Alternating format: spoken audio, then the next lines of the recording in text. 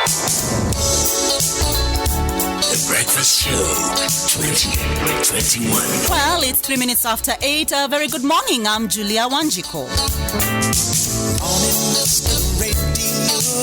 The Breakfast Show 2021. Coming up on the big conversation, we're discussing the proposed changes in the National Police Service top senior officers from having relationships with their juniors. The CS Interior, Dr. Fred Matiang'i, blames such relationships or marriages for the recent cases of murder and violence in the National Police Service. The announcement made last week has sparked a huge debate. Do you agree with the proposed changes? So we are talking with top security experts to hear their views, and we'll also chat with one of the country's top psychologists on the broader issues of relationships in the workplace and if he thinks police officers should be an exception. Remember, as always, we'd like you to join the conversation. As usual, plenty of ways for you to have your say on this conversation. On Facebook, our page is KBC English Service. On Twitter, at KBC English. You can also SMS us on 20154 and start with the word English.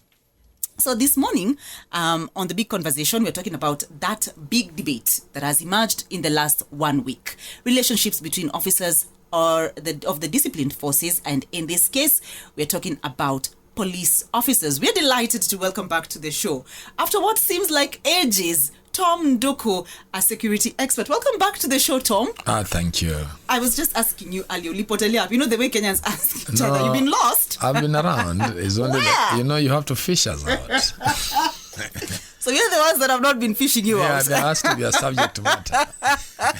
But you've been well? I've been okay. How have you been coping with COVID? Well, when you observe instructions, and I think that is where Kenyans should actually develop, because these are phenomena that will still keep with us. And for that reason, I think the country needs to have some manners and discipline. Then things will just be all right. And then again also is to look at, this was a challenge. Right. And people are trying to take it as if we should think negatively. It was a pointer that we need to make our medical institutions more affordable to the common people.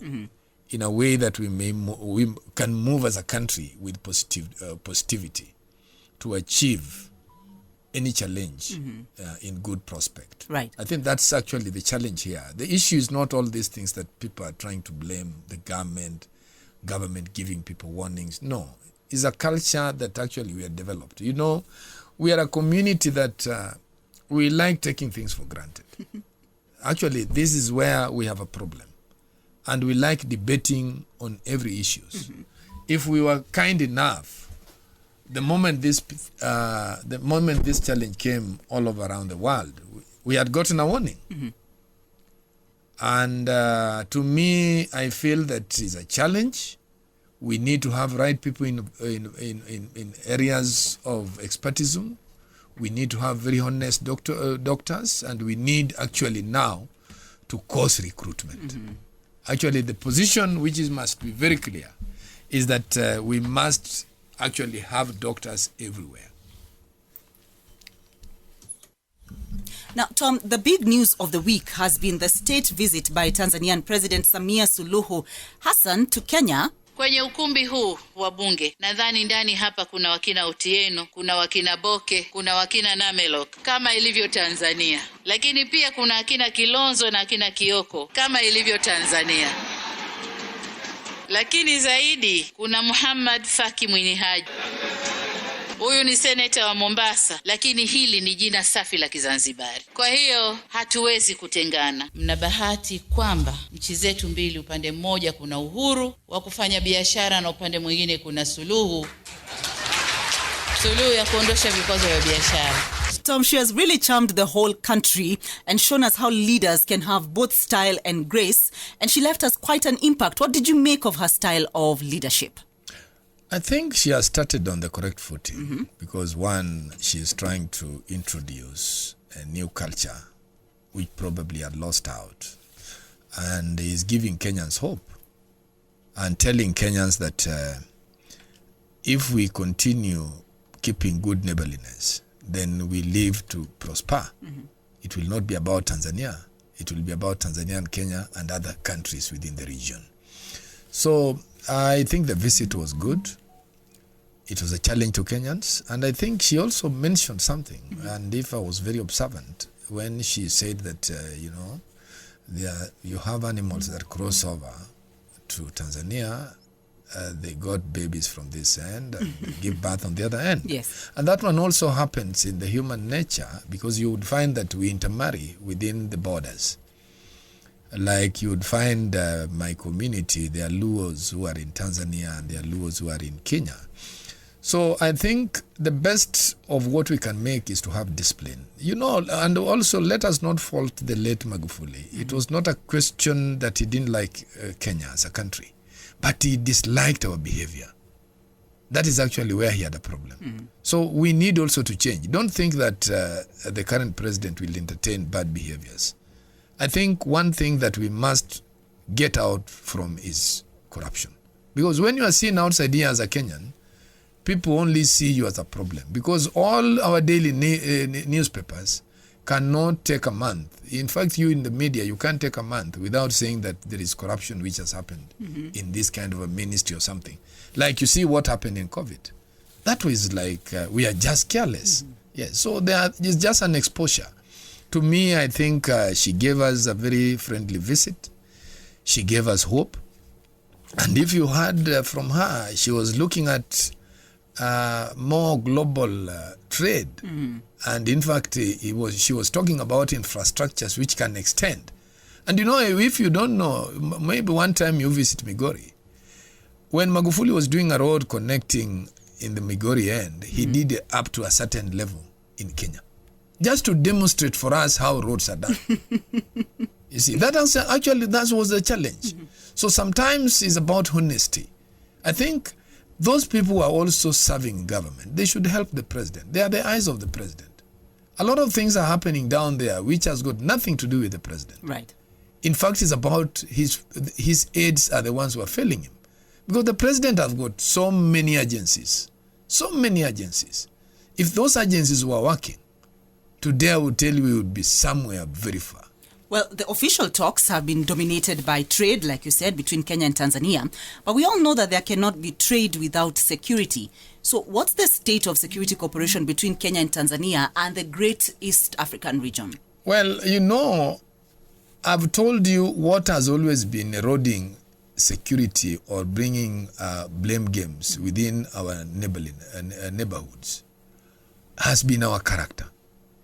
You understand? As even if we are given now to do fishing, we would be doing other trades there. You see, we would be selling bang, we will be smuggling a lot of things. We are not behaved as a country. Let us agree. If you go to Uganda, panya routes are everywhere. You see, and the people who should actually keep this country in order are the ones who are participating in this. You see, policemen are the ones who are participating in this. Because when they, if Kenyans, like when I went to Uganda, I traveled by road up to Kampala. One time when I had gone to do an arambe for my church, Legio Maria in Kampala.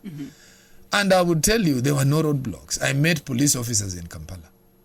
The only road checks which are there, officers are very disciplined and they sit somewhere very far. Just past Limuru here, every officer is next to your vehicle. That is true. Yeah, every officer. The only thing that the reason why they are coming next to your vehicle, they want to see how much are you giving the other person. So with those kind of attitudes, we can't move far. That is actually insecurity. We have employed people who have not understood why we employed them.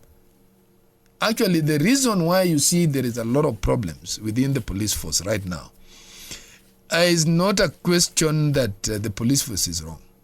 It's the nature on how we conduct our recruitment. These things were never there before.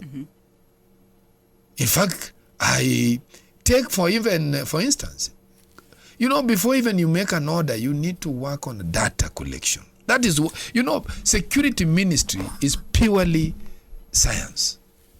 And in science, you don't just comment. In science, you must have an empirical data that guides you. You must have an opinion, an authority. You can't just talk because of situations. Those are evidential. They may come to pass.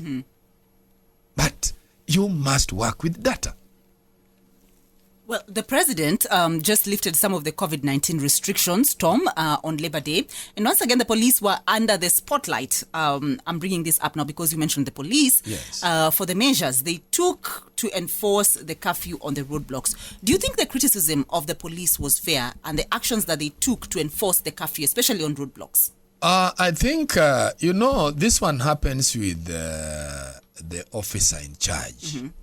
Some people that we give promotions are not people who should be given responsibility to take charge on certain scenes of crime. So that is where now things go wrong.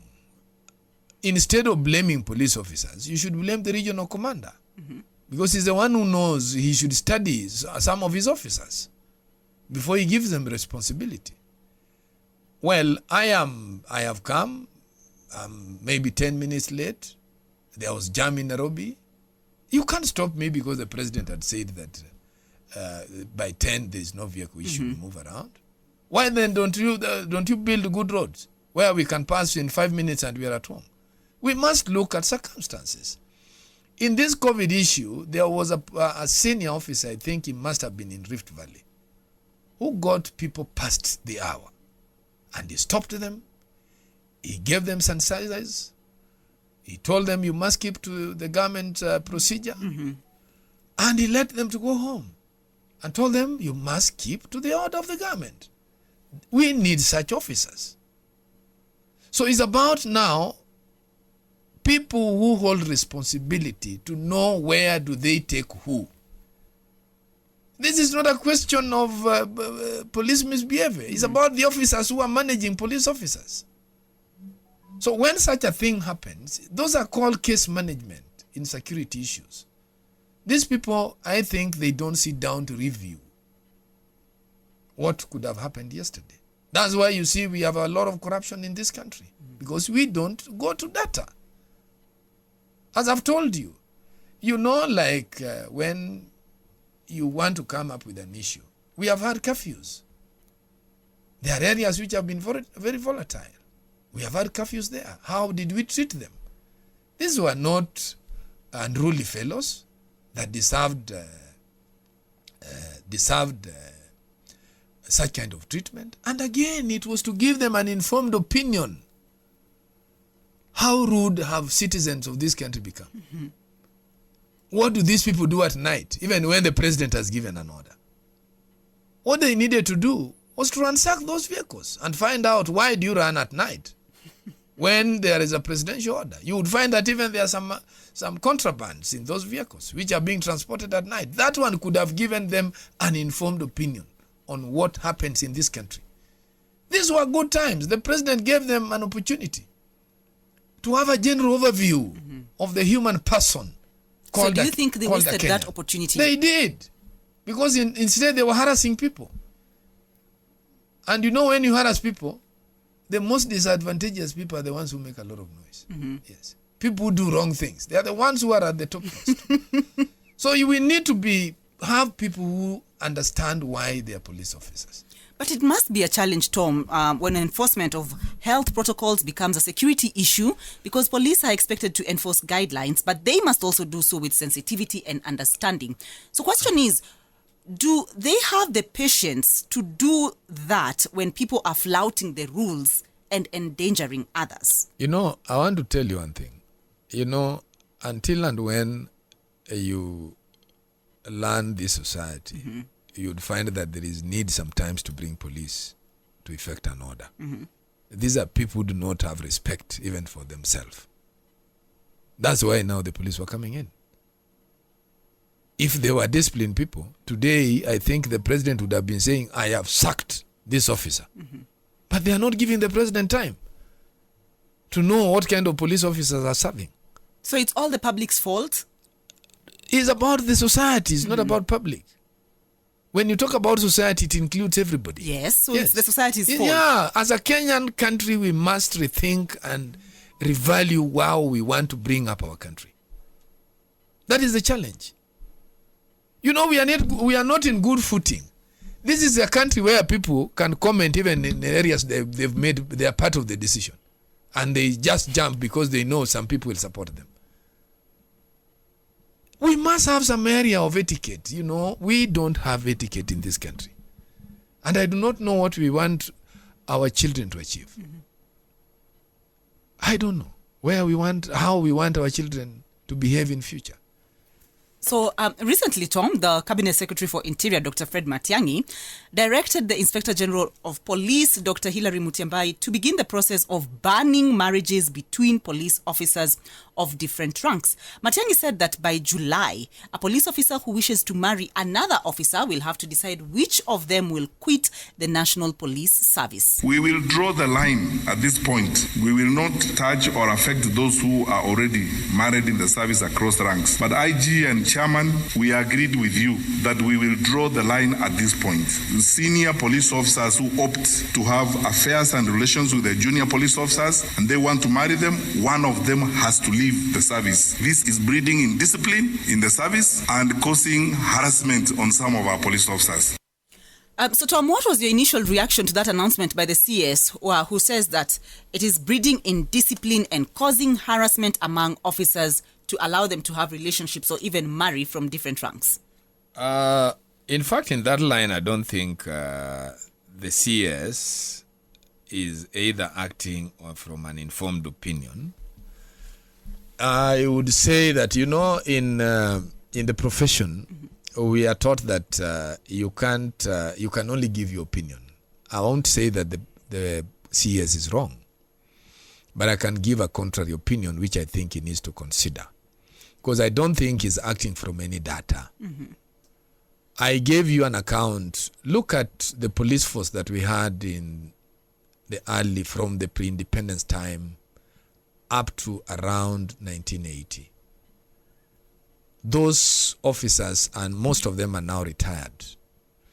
But you would find that we could not experience much killings as it is now. And if I was the CS today, I would first of all work on data collection. I would want to know who are these officers that we do recruit and how do they end up to be police officers. Are they brought by relatives? Because every recruitment that people go, you find that a lot of bribery has taken effect. Mm-hmm.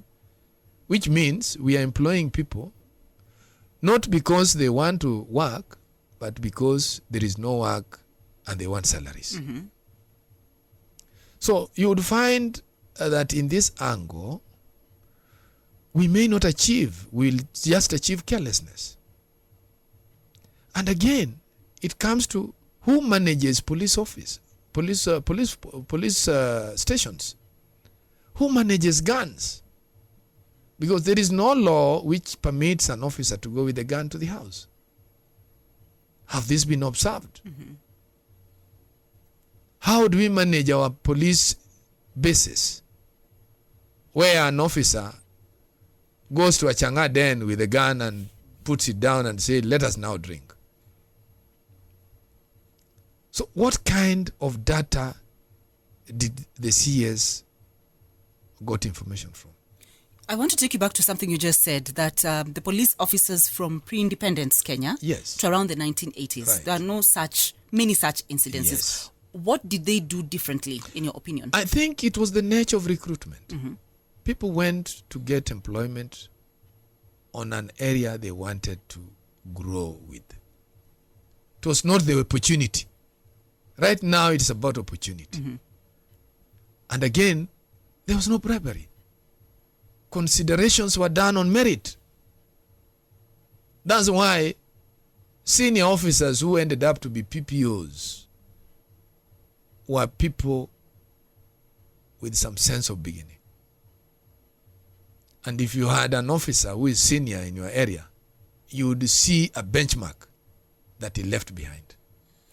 Like Siaya Police Division today is there because of a room who was an assistant commissioner of police. So today, we recruit people who wants to go and earn a salary. That's why they go for bribes.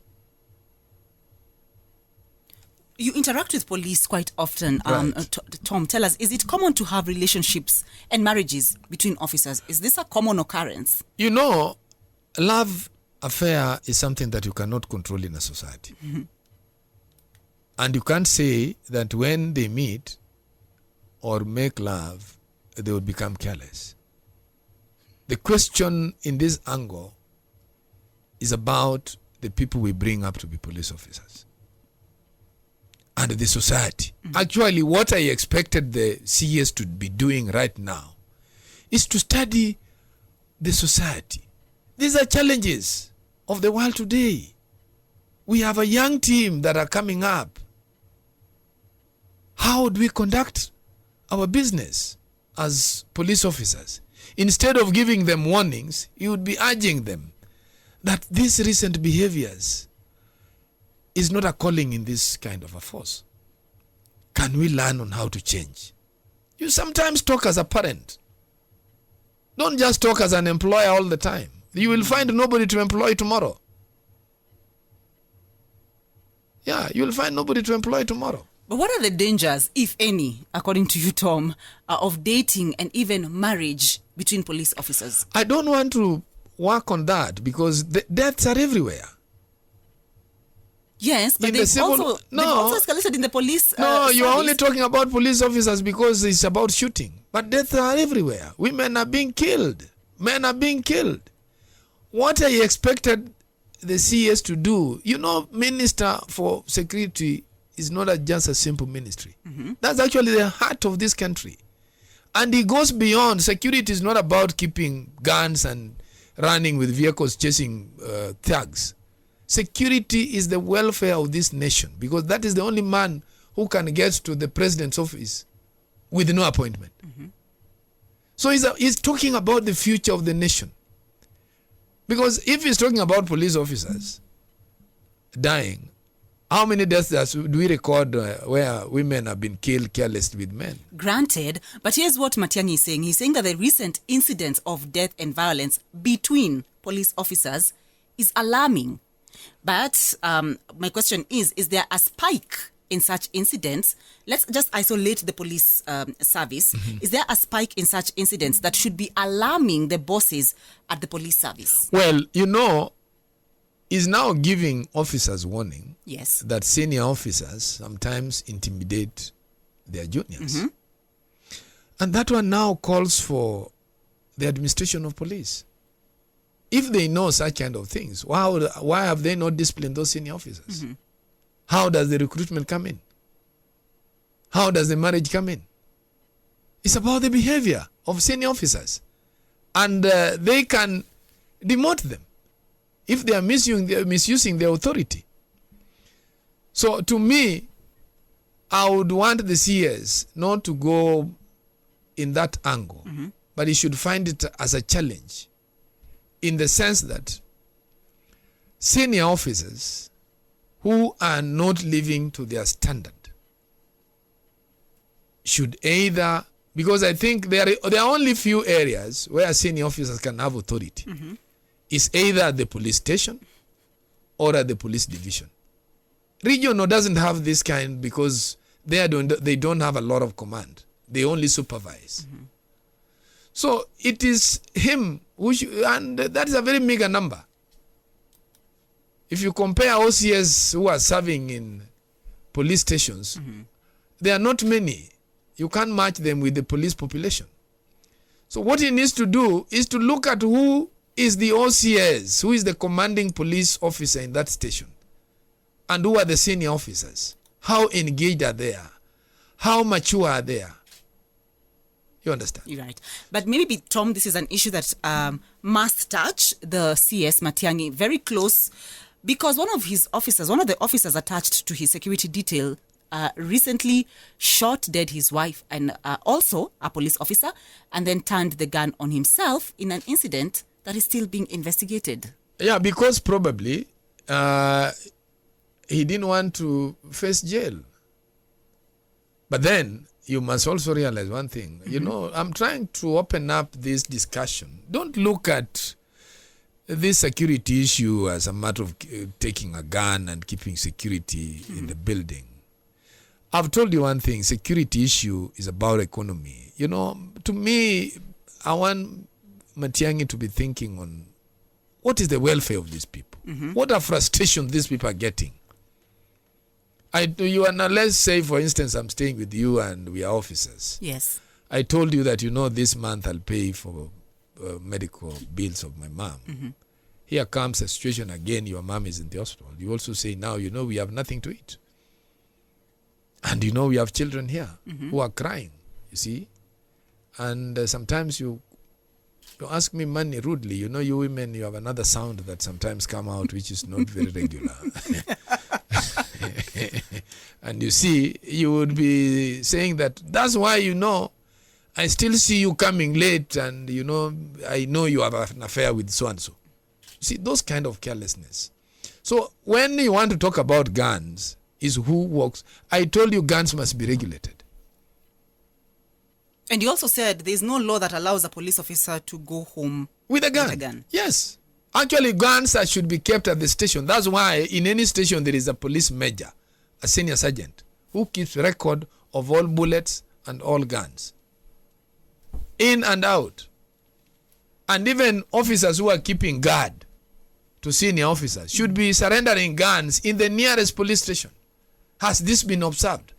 That is what I expected the CS to come up with. You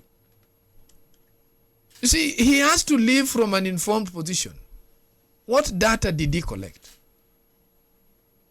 I would only want to give him advice because I know, as I told you, in the profession, we don't discount an opinion from any other expert.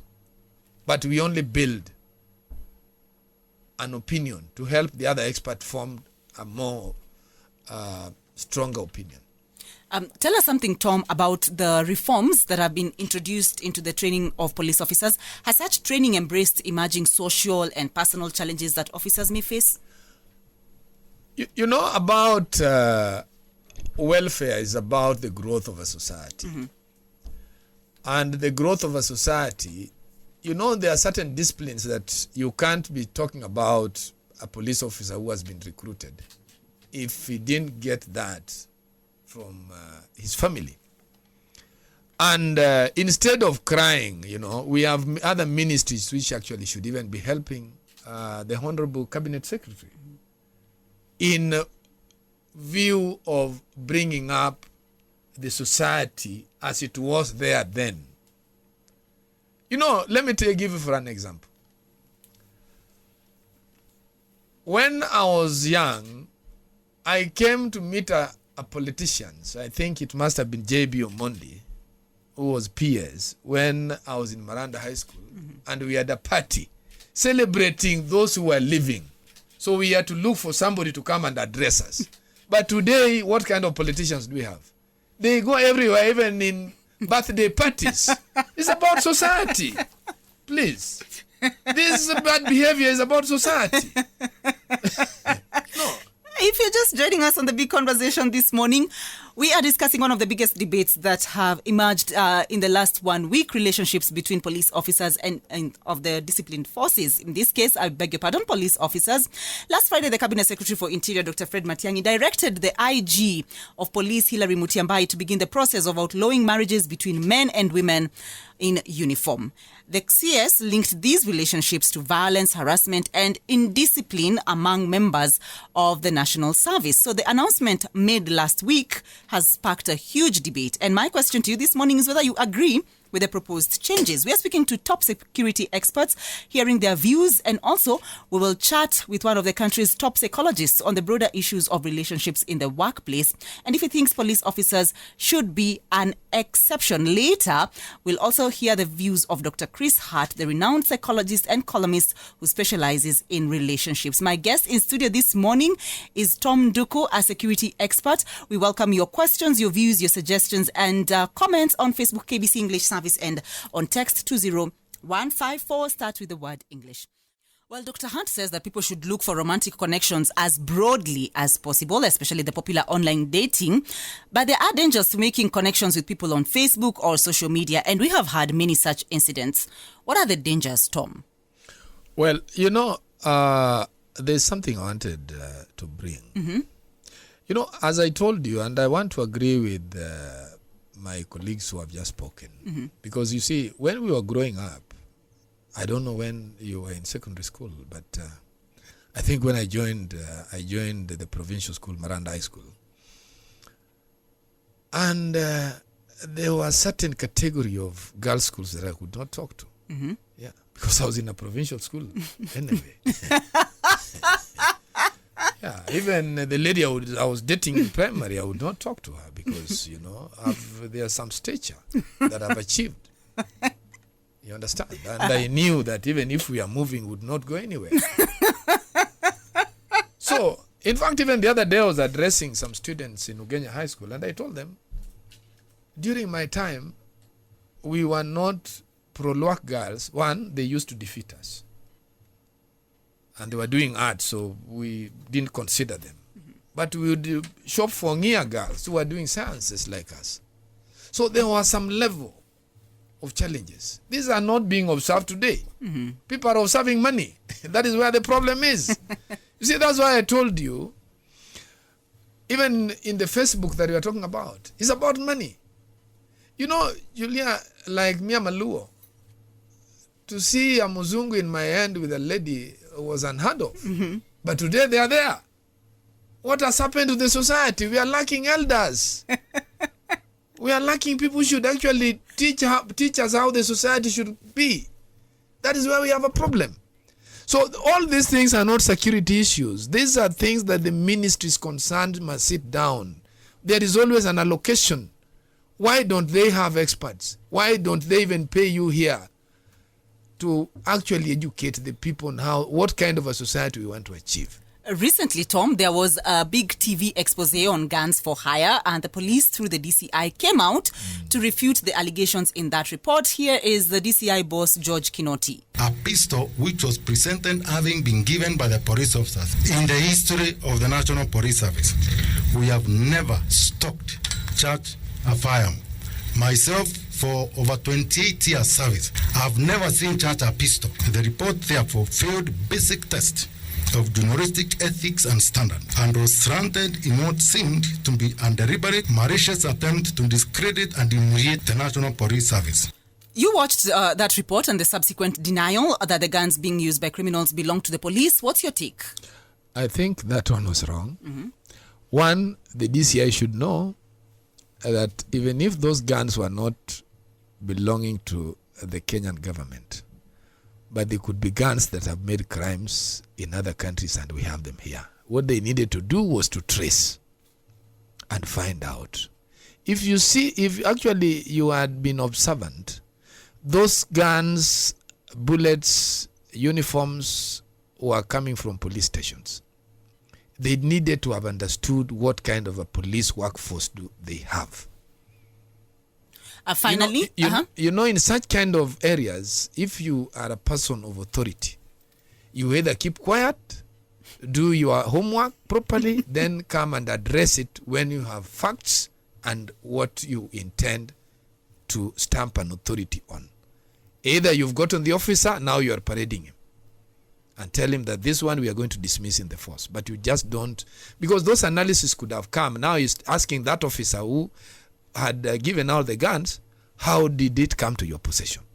Before I let you go, Tom, there's no denying that there are many rogue elements in the police who have been found to be in league with criminals, like you said. There are allegations of a hit squad again following the disappearance and subsequent death of the so-called Kitengela 4.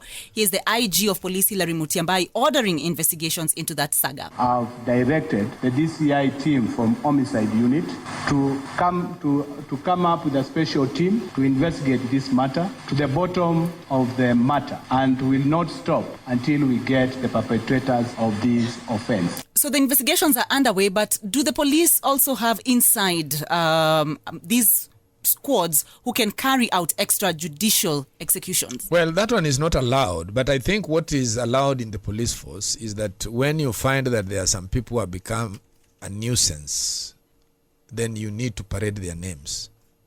And you can order, the way at one time you saw we had Nduku, who was actually now becoming a menace in the whole process. And it was ordered that anywhere you will be found, you will be shot. So when they, instead of carrying something secretively, make it public, so that even that person must know that now my practices have become insecure for this country. I think we need just to elevate our standard of operation. Right. Because you would find that these people also take money to them. When they differ on a certain loot, that is when they go back to now finish them. You see, those are things that we must stop.